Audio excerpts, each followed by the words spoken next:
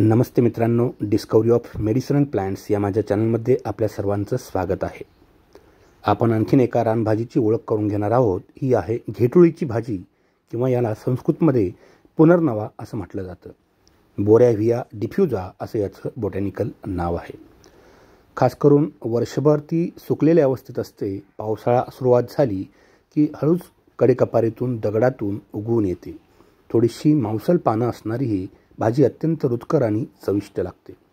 एक भाजी म्हणून वापर करता हा भाग बरोबरच आहे, लक्षात घ्या. पण आयुर्वेदामध्ये अत्यंत सर्वश्रेष्ठ वनस्पती अशी ही आहे.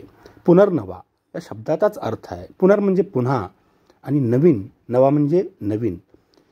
रिज्युएनेशन करणं, पुनर्निर्मिती करणं, पुन्हा निर्माण करणं म्हणजे हे औषध आपण जर पोटामध्ये घेतलं, विविध मार्गाने घेतलं, विविध विकारासाठी घेतलं तर शरीराची पूर्ण स्वच्छता होते आणि शरीराचं पुनर्नवीनीकरण होण्यास मदत होते.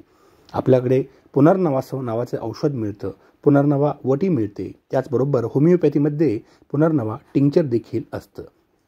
कोणत्याही प्रकारची सूज, दाह, अस्थमा असेल, विविध रोगामध्ये या वनस्पतीचा वापर केला जातो. खास करून सर्व प्रकारच्या शोथामध्ये, जलोदर असेल, कावीळ असेल, यकृताशी संबंधित सर्व विकार, त्याचबरोबर कोणत्याही प्रकारची शरीरावर आलेली सूज असेल, मूत्रविकाराशी संबंधित सर्व गोष्टी, अगदी किडनीला स्वच्छ करण्यापासून त्याचबरोबर मूत्राचं प्रमाण वाढवण्यापर्यंत या वनस्पतीचं काम जोरात होतं. त्यामुळे ही भाजीही वापरा आणि औषधी वापरा. धन्यवाद.